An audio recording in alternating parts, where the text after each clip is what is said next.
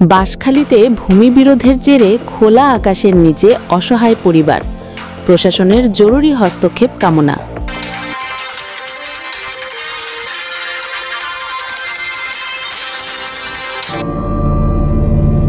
এতক্ষণ দেখলেন শিরোনাম, এখন নিজস্ব প্রতিনিধির প্রতিবেদনে দেখুন বিস্তারিত।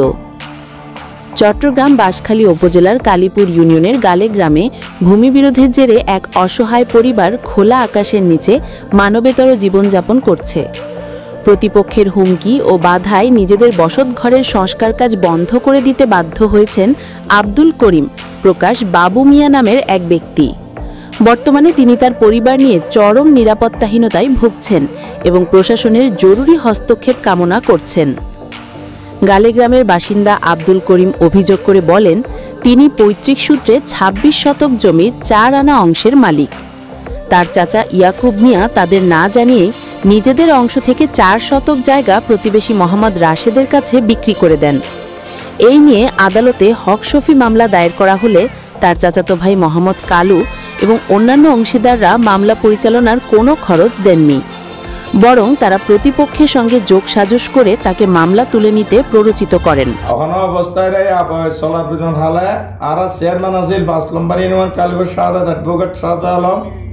ও আর ডাকে হয়তো 2 ঘন্টা 1 ঘন্টা ভাগ করে দিম, তোরা দুনো পক্ষ তুন 1 ঘন্টা ভাগ করে দিলে বিচার মানিলে 1 লক্ষ টাকা জমা দেয়। 1 লক্ষ টাকা জমা দেওয়ার পরে এখন আর বিচার ভাঙ্গি দিব ওই সময় গিয়ে সময় করানোর পরে আর টিয়া ডাকিয়ে টিয়া দিবলি তো চাই চাওয়ানোর পর আর ভাই হালুয়া হতে টিয়া নদীও এ হালুয়া যে আর হতে তেন তো টিয়া নিয়ে হাই বলে এখন আর বিপক্ষ বাড়িতে অভিযোগ দিয়ে থানা একে উঠে এখন আল্লাহ বলি এই তারা ষড়যন্ত্র করি হাত জায়গার মালিক আর মারিয়ে রেহাই বললা বলি এই বিচারাই না পাই অস্ত্র ব্যবহার করি হাত জায়গা দখল করি এখন ইতারা এই হালু করি 2 লাখ টাকা হালুয়া হাইয়ে দালালি আনলে হাত জায়গার মেয়েতে কেন অস্ত্র ব্যবহার করে জায়গা দখল হয়।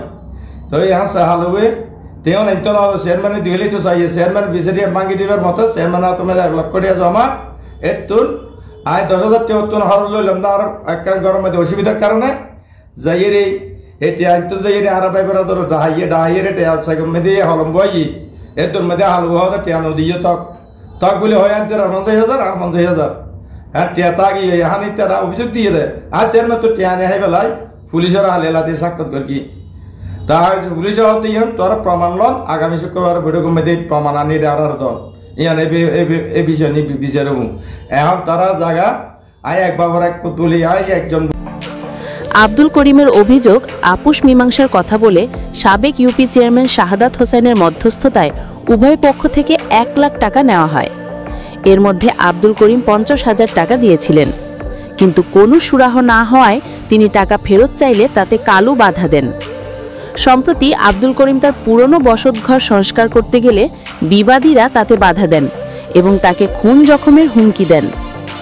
এমনকি কালু ও রাশেদ পৃথক পৃথকভাবে থানায় অভিযোগ করা হয়েছে জানিয়ে রামদাস মুন্সিরহাট তদন্ত কেন্দ্রে পুলিশ এসে তার কাজ বন্ধ করে দেয়। সমঝোতার জন্য ভূমি পরিমাপকের খরচ জমা দেওয়ার পরেও সমঝোতার তারিখ ঠিক হওয়ার আগেই আব্দুল করিমকে প্রকাশ্যে ও গোপনে হুমকি দেওয়া হচ্ছে। এই পরিস্থিতিতে নিরুপায় হয়ে তিনি বাঁশখালী থানায় একটি লিখিত অভিযোগ দায়ের করেছেন, যা বর্তমানে রামদাসহাট তদন্ত কেন্দ্রে আছে। এই বৃষ্টি মৌসুমে ঘরের চাল খোলা থাকায় আব্দুল করিমের পরিবার চরম দুর্ভোগের শিকার হচ্ছে। তারা বর্তমানে খোলা আকাশের নিচে রাত কাটাচ্ছেন। অফিসে হয় সেটা আপনার এলাকার মেম্বার চেয়ারম্যান নিয়ে বুঝুনগা আইকারে হনো আমাদের কাছে সে জ্ঞান নেই, সরাবের মতন আইন নেই। সে কথা যখন বলছে তখন আমি এলাকাবাসী তারা ওই যারা বিদ্যুৎ লাইন চলায় তারারও হইলাম 30,000 টাকা তারা তো হয় 20 ঘর খরচ। এখন তোরা বেগুন লাইন জ্বলাইলে ওই 20 ঘর দিয়ে তারা হতা হানো নে পরিবার চরম দুর্ভোগের শিকার হচ্ছে। তারা বর্তমানে খোলা আকাশের নিচে রাত কাটাচ্ছেন। এই ঘটনা সমাজে ভূমিদস্যুতা এবং প্রভাবশালীদের দাপটের এক করুণ চিত্র তুলে ধরেছে। পরিবারের সদস্যরা অসহায়ভাবে সবার কাছে বিনীত অনুরোধ জানিয়েছেন যেন স্থানীয় প্রশাসন, বিশেষ করে উপজেলা নির্বাহী অফিসার এবং পুলিশের দ্রুত ও কার্যকর পদক্ষেপে তাদের নিরাপত্তা নিশ্চিত হয় এবং আইনি প্রক্রিয়ার মাধ্যমে দ্রুত এই বিরোধের নিষ্পত্তি করা হয়।